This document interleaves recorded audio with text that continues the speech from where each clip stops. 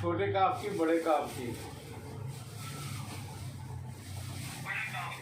तो बड़े काफ उसके आखिरी रुकू में 10 हैं, तो इसका मतलब है बड़े काफ की तकरार की जाएगी तो वो 10 मरतबा की जाए या 100 मरतबा की जाए?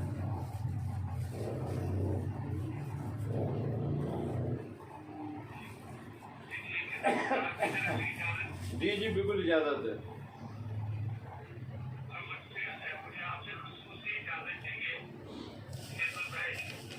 अल्लाह ताला कामयाब करे, करो स्कूल बहन को, अच्छी बात है।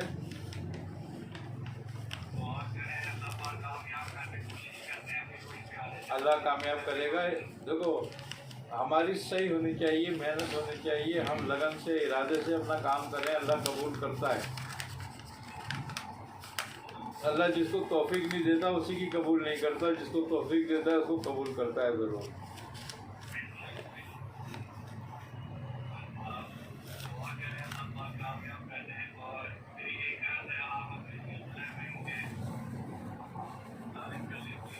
जी जी जी बिल्कुल हो सकते हैं, कोई मसला नहीं है।